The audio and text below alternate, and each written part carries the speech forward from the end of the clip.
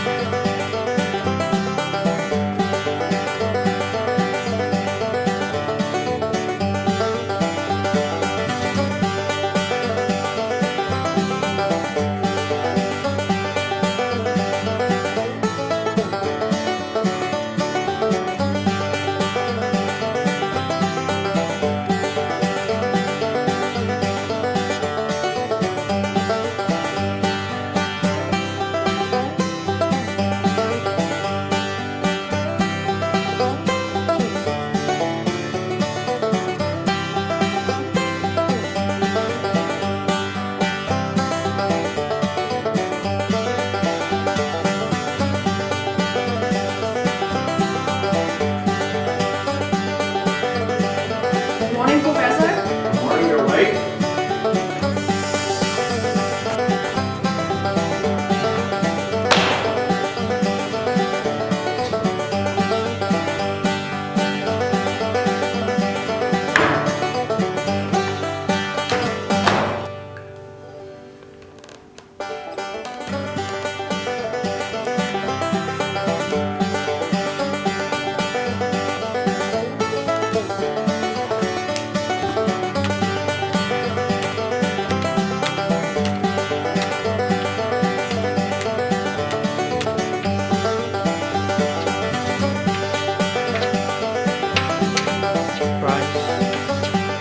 Supply, demand.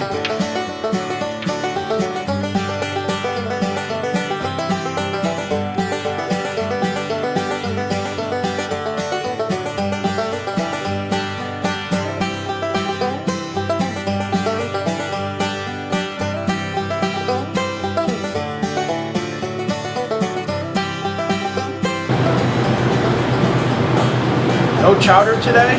Sorry, TQ, it's Saturday.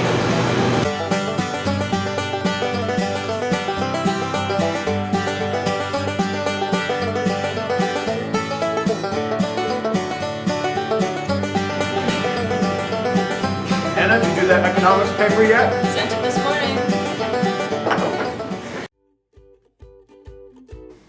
The thing that I like about him, though, is that he's very, even though he wears a three-piece suit at times, he will dress a wound on his arm, not with surgical tape. He will take masking tape and wrap it around 50 times and hopes that it sticks. Then he comes to school and the thing's hanging off. I said, Tony, the nursing department's going to be very upset if they see that. I am going to find real surgical tape and bind that up for you. And I did. And I took that masking tape off, stuck it on my window, and took a picture. So if anybody wants to see a picture of Tony's surgical taping ability, I've got the evidence. When I think about Tony, I think the biggest thing that I appreciate about him is having worked with him his very last year. He's taken over the department as chair, and I think during that time, under his leadership, we were really able to accomplish so much work as a department. And I think I really consider his management style to really encourage us all. He stays out of our way, but he encourages us all to work hard and work together. And I just really appreciated that support. I think my fondest memory of Professor Quinn is the day that I came in to interview at Colby Sawyer. It was a day that started very early. It was a 7 a.m. Meeting with him in the living room down in Colgate. My day started and ended with Professor Quinn. It ended with dinner, I think around 6 or 6:30 at night. We had a lovely dinner, and I hold him responsible for convincing me to come here to Colby Sawyer. I will always remember that day, and always remember the special way that he made me feel and the very welcome way that he made me feel, and I will miss that about Professor Quinn. As a new person, Tony has been a mentor for me, as I'm sure he's been to many people before. And in that respect, he's been very helpful, terms of getting me acclimated to Colby Sawyer College. He expects the best of all of us, pushes us to excel in our teaching, and that makes a better experience for us, and I'm sure it makes a better experience for the students. Hi, Professor Quinn. It's Brandon. I just want to wish you the best of luck in your retirement. It's really been great getting to know you, learn all about things like the multiplier, the money multiplier, how to tie a tie, and just overall understand economics. And despite my grade in the class, I feel I came out with a lot of information. Other than being my professor and my advisor, Professor Quinn is also my grandpa. He's also my friend, and I would never forget those days with him when we have to go through majors, when I told him about my personal issue, and when he told me about his family. And I would also not forget coming to his office hoping that Professor Skinner hasn't finished all the chocolate.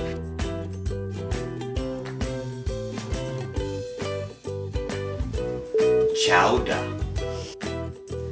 Tony, be sure to enjoy that Wall Street Journal every morning. And my wish for Professor Quinn is for a long and happy and healthy retirement. Enjoy, Tony. Good luck, Tony. Congratulations. Good luck in your next endeavors, whatever they may be. I know you've changed careers before, and perhaps this time around it's simply that as well. So good luck with whatever those new adventures are. So thank you and best of luck. Professor Quinn, I promised that I would try my best to participate in class, and I hope that I would not change major again so that nobody will have to suffer as much as you did. And I wish you all the best.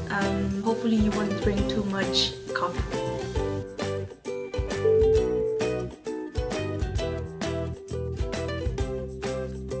She is probably the most efficient person I have ever met in my life. She can get almost anything done in less time than it takes anybody else to get anything done. She is absolutely productive. She enjoys what she does, and she does everything with great energy. Unfortunately, she's had more problems with her house, and she has had her teenage son living with her, who keeps bringing animals home, and she takes care of all of that, all of these dogs and craziness happening at her house at the same time that she takes care of all of her students and all of us. And so I'm going to miss her tremendously. She absolutely has advanced us beyond where we would have been without her here. And we may not be in the position we're in now to have online programs or our certificates. And she's really made all of that happen. So I am going to miss her terribly.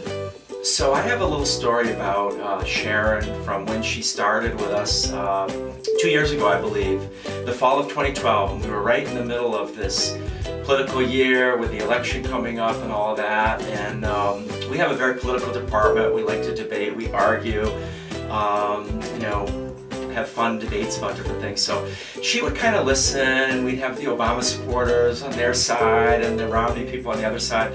So anyway, she didn't say a lot. She listened, which she's really good at. And I was, wondering, who does she support? She didn't say a lot. She was trying to get to know us and all that.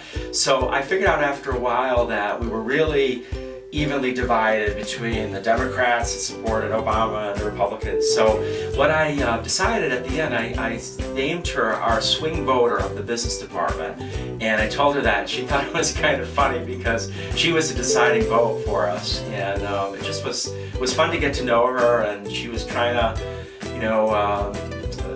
just be neutral and fair and not be biased, and I really appreciated that. So, hi, my favorite story about Sharon relates to when I was teaching a class over in the library lab immediately after her class. And what amazed me the most was whenever I got to the room, it didn't matter how long it was after her class was over, she was almost always there continuing to work with students, and they weren't necessarily students who had just been in the class that she was with, but students in my class who were just coming in.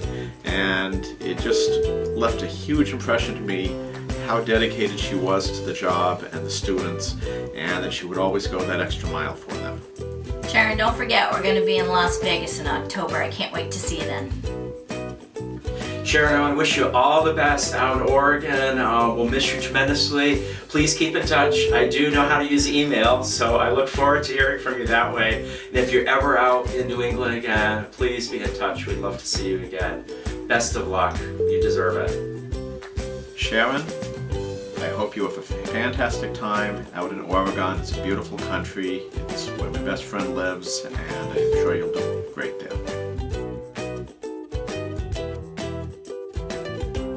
Hey everybody, we're gonna. Hey Sharon, how are you? Just wanted to say. No, that's bad. Hello. My favorite story about Sharon is, actually, let's start over. Sharon, I wish you a world of help out in, sorry, let's start. We will Miss you. We will miss you.